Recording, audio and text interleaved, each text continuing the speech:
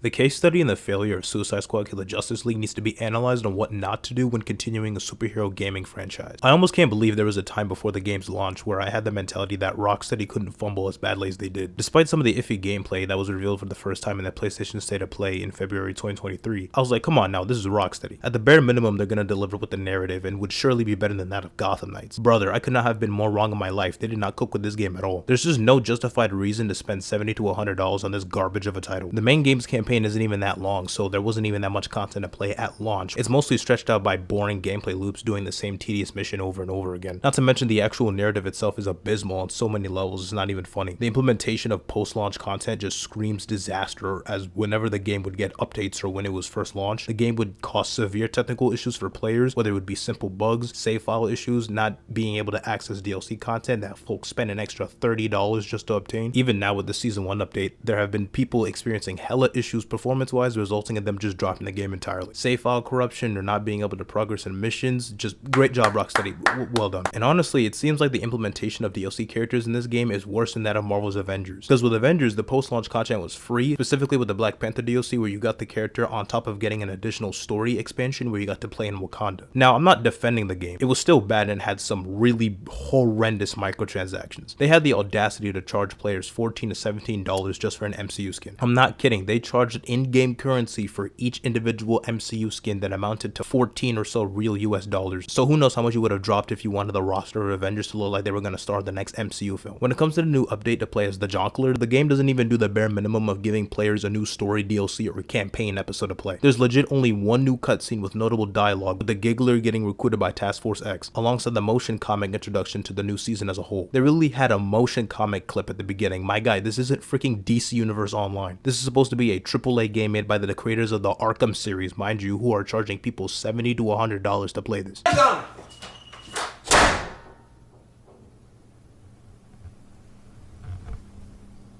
Flop. I refuse to acknowledge this character as the Joker. He's just a joke. His mannerisms just scream cosplayer doing an impersonation of the Joker. And to further add to the notion that the writers for this game have absolutely no respect for the Arkhamverse continuity, there's pretty much zero reaction from Harley when a version of the Joker is sitting right next to her, even though she was willing to take hold of the infected from Arkham Knight, in which they all had the Joker disease, and was willing to do anything just to get a hold of the Joker again in some way, shape, or form after he died, conveying how much she was obsessed with him, and her fascination was simply more than some phase to get over off screen.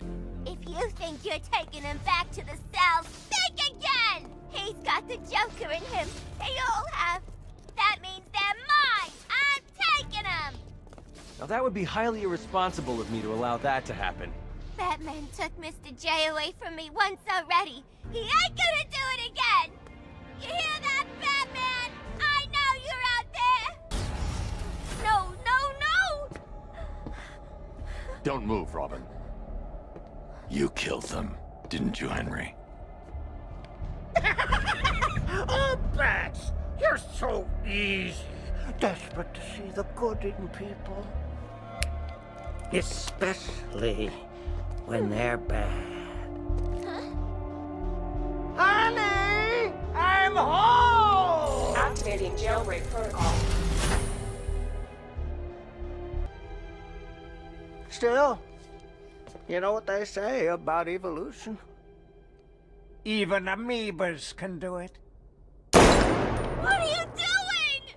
Purifying the gene pool. Even I don't know which side to root for now. Goodbye. It's been educational. I changed my mind. Kill, kill, kill him! Now that's unexpected.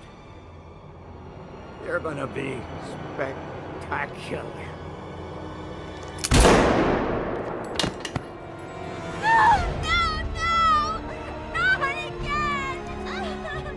Now let's see how this same woman reacts to a version of the man that had her so off the deep end she was willing to canonically kill children for and wreak havoc across Gotham. Now comes back as the Twinkler as part of the new roster of the squad. How? Hell no. Been there, done that, got the scars, did some healing. I'm not into that type anymore. Maladaptive narcissist? Comedians. Fuck off. Fuck off. Ah, fuck my life. Fuck this. Fuck off. Yeah, there's nothing on this planet that can convince me that this is supposed to be the same Harley Quinn from the Arkham series. I just don't understand the purpose of any of this. You either grind to level 35 to play the same gameplay missions over and over again and encounter a reskinned Green Lantern boss fight just so you can unlock the Chuckler, or you can spend $10 to play as him from the jump just to do what exactly? Play the same missions over and over again? Your only reward is pretty much just seeing Jonkler interact with the squad, and for whatever reason, bro, is mad zesty. Put it in me. Mate, bloody hell. Now you've just made it weird. You eyeing me or the bed? Either way, I love the intensity. Bitch ass nigga, you ain't gonna touch me, nigga. You ain't gonna touch me, nigga. You ain't gay, nigga. You ain't gonna touch me, nigga. So back the fuck up, nigga. Know what I'm saying? You know these niggas don't be gay out here like that, so I do that shit, niggas gonna back off. Out of all the DLC characters to pick and choose from for a Suicide Squad game, why the hell is the Giggler your first choice? The leaked roster for future DLC characters is so questionable to me. You got a gender-bent version of Mr. Freeze, Victoria Freeze, Lawless, who is also Deadshot's daughter. Like, who asked for this? The only notable one is Deathstroke, but it's like, where are the characters like, I don't know, Peacemaker, Black Manta, replace Victoria Freeze with Killer Frost, add in Black Spider or something. You know, characters who have actually been a part of Task Force X one way or another in the source material, or hell, even in the Arkhamverse. Yeah, this game ain't lasted more than a year. Hey bro, if you like this game, cool I guess. Everyone is entitled to their own opinion, but may the Lord have mercy on your soul if you find yourself defending this garbage of a season update, because there's literally nothing good about it. Grinding the same missions over and over again with no new story missions and a total of 2 to 3 minutes of new cutscenes, and they literally expect people to drop full price for a game like this? Peak delusion. There are so many alternatives to what Rocksteady's next project should have been, whether it be a solo Superman game or a Justice League game, but in the context of the 2 most recent DC AAA games, Rocksteady should have been the ones to develop Gotham Knights or a Bat family centric game that took place after the events of Arkham Knight. It's kind of funny to think about it because Gotham Knights and Suicide Squad Kill the Justice League should have switched developers. Gotham Knights would have benefited way better with that Arkham sauce, and WB Montreal was initially working on a Suicide Squad title before it got canned. Kill the Justice League is one of the worst ways a team of professional writers and developers could have come up with a way to expand the Arkhamverse. How do you go from grounded stories centered on the Batman character and his mythos to freaking multiverse bullcrap coated with live service elements? With Bruce faking his death at the end of Arkham Knight, Rocksteady set up the perfect opportunity to make a decent Bat family game with them having to work together to protect Gotham. Many supervillains would have the urge to act up now because they think without Batman, Gotham is just free reign. Hey, freak, maybe you missed the news. Batman's dead. That look don't scare us no more.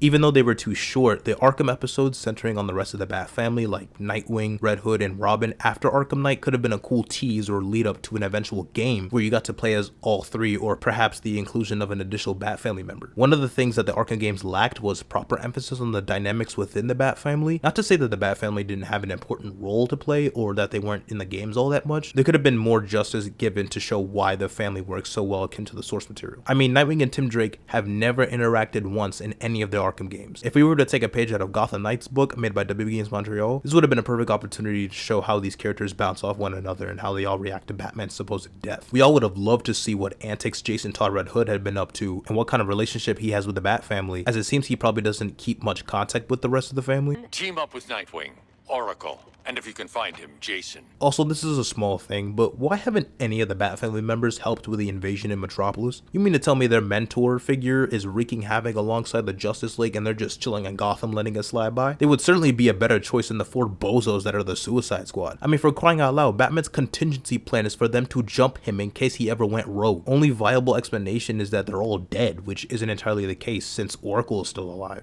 A useful addition to our army. We'll ensure her mind is integrated, along with Oracle in time.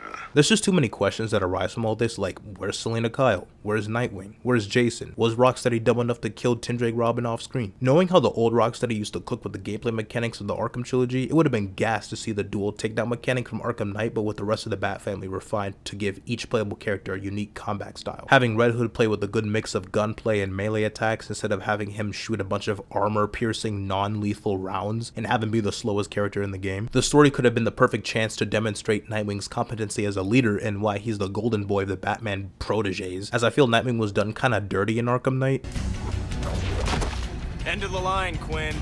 Bat Knight! Nightwing. Eric!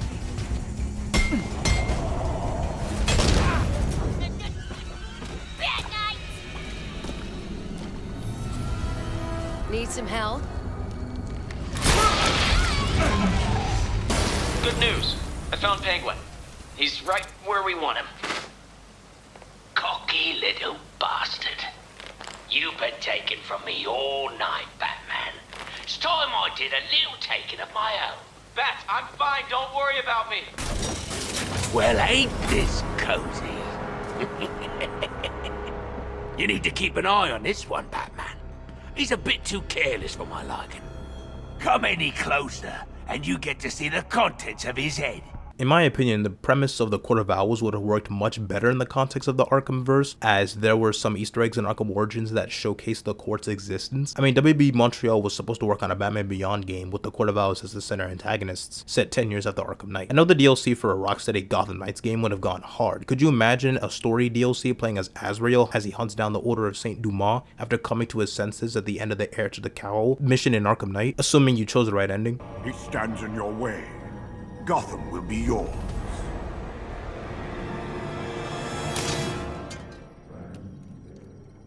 I thought myself the instrument of God, not the tool of man. You made the right decision, Michael. I do no one's bidding but God's. The Order must answer for what they have done to me. Or maybe a follow-up to the Season of Infamy Shadow War DLC decision where you help Raish by giving him a sample of the Lazarus Pit and the League of Shadows are back in Gotham. They could do what the Gotham Knights game did by having the League of Assassins as a part of the main narrative alongside the Court of Owls, but that could be a bit much if not handled properly. You could incorporate Lady Shiva in the mix, introduce Cassandra Cain and have her become a Batgirl. I don't know, I'm just spitballing here. It would have been interesting to see if they could implement aspects of the Battle for the Cowl storyline and actually have the choice on which of the current / former Robins would take up the mantle of Batman, or just have them continue as their established personas. Yo, WB, if you want a quick way to save face for a little bit and not put in too much effort in developing a whole nother AAA game, just give me my goddamn Arkham Origins remaster. Literally everybody and their mother has been asking for one. I promise you, you would make bank just off of that alone, so long as it doesn't turn out like the Return to Arkham remaster. Make an announcement of a remaster with all the DLC content, dog. We'll be there. Do you care though? We will be there. PSG, we will be there. But sadly, I don't think they'd ever want to do it for whatever reason. The chances at this point are very slim. If an Arkham Origins remaster ever gets announced, I'll twerk on camera. About to be the next releasing this type beat. Expanding the Arkhamverse in different ways that didn't have to include the development of Flop Squad Kill the Justice League could have been an Arkham Origins sequel. I know a lot of fans have spoken about wanting a continuation of that era of the Arkhamverse, with Roger Craig Smith reprising his role as Batman. I could see the game taking place after Dick Grayson becomes Robin, and imagine like Marvel's Spider-Man 2 with switching between Peter and Miles, but for Batman and Robin. There's like a decade worth of story to tell between the events of Arkham Origins and Arkham Asylum. I know Red Hood fans would be feasting if Rocksteady had developed a game that was just the Red Hood DLC from Arkham Knight, but in the format of a full length of the game. A game like that doesn't even need to be made by Rocksteady. I could see another studio taking a crack at it with a unique skill tree and weaponry. M-rated title, gunning down criminals and crooks left and right, not giving a damn. I need that! I fucking need that! Post-haste! Lickety split! I need that! We low-key might be in the worst timeline, because we could have been feasting 2 for 2 with the Gotham Knights type game from Rocksteady and a Batman Arkham Beyond game from WB Games Montreal. As much as I would like to see some of these games come into fruition at some point, a part of me isn't even sure if I would want another continuation of the Arkham series if the developers at Rocksteady themselves were able to drop the ball this badly. Man, I sure do miss the old Rocksteady. For real, them brothers done fall off. Now you're the new Rocksteady, the pandering groups Rocksteady, the make no sense Rocksteady.